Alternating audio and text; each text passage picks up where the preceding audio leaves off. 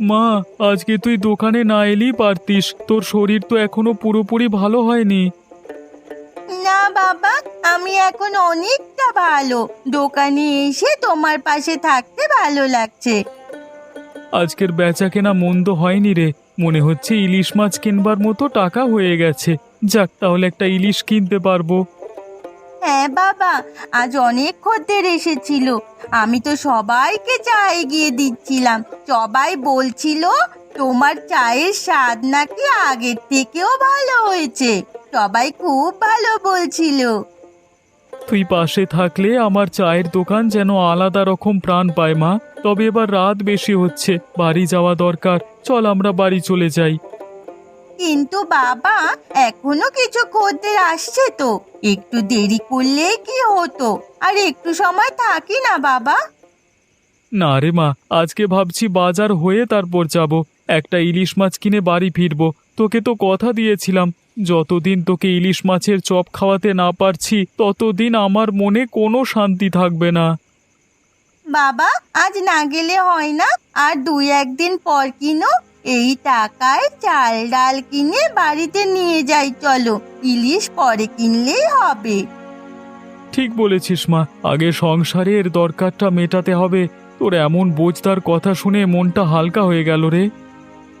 বাবা, একটা বড় ইলিশের দাম কত? 1000 টাকা হবে। ইলিশের দাম অনেক বেশি। তাহলে আমরা ধীরে ধীরে টাকা জমাই। একদিন না একদিন তুমি আমার জন্য ইলিশ কিনে আনবেই। অবশ্যই আনবো মা, তোকে ইলিশের চপ খাওয়াতে পারলে আমার মনে শান্তি আসবে। অনেক মজা হবে, তাই না বাবা? আমরা সবাই একসাথে বসে ইলিশ মাছের চপ খাবো। একদম ঠিক বলেছিস। আর দেরি করা যাবে না, এবার দোকান বন্ধ করতে হবে। চল মা, বাড়ি যাই। চলো বাবা।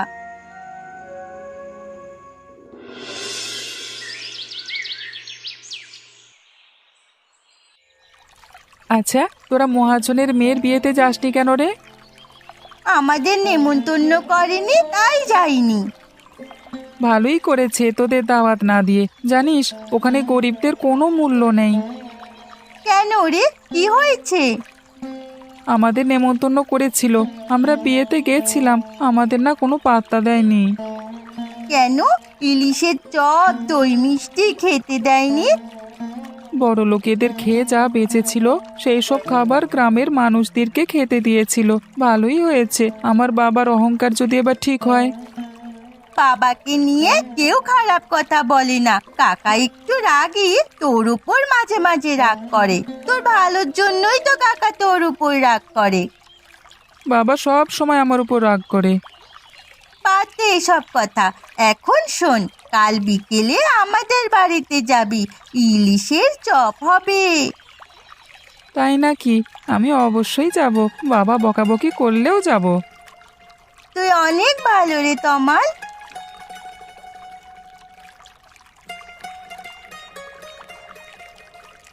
নৌকায় উঠবি? দেখ, মাঝি গান গাইতে গাইতে নৌকা নিয়ে যাচ্ছে। চল নৌকায় উঠি। দেখিস, বেশি ঘোরাঘুরি করলে আবার জ্বর না চলে আসে। না রে, জ্বর আসবে কেন? চল নৌকায় উঠি। ও মাঝি কাকা, এদিকে এসো, তোমার নৌকায় আমাদের নিয়ে যাও। ও মা, আজ ইলিশের চপ হবে। আমার যে কি আনন্দ হচ্ছে। আমি না তমালকে আসতে বলেছি। খুব ভালো করেছিস। রবি, বাড়িতে আছিস? দেখ কি এনেছি।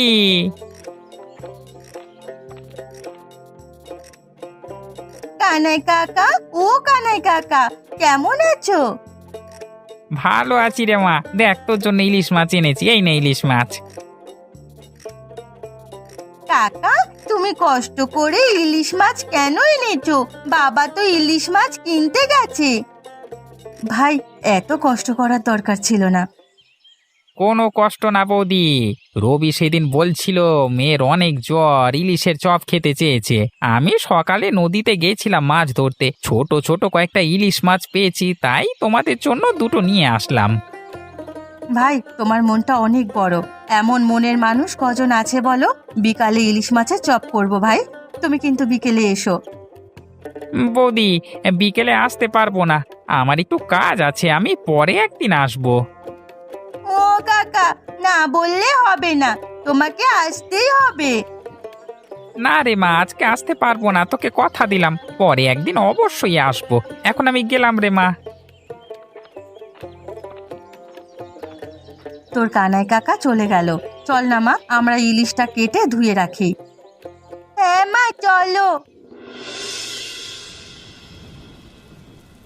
গিন্নি, ইলিশের গন্ধে চারিদিক ম করছে। কতদিন পরে ইলিশের স্বাদ পেলাম।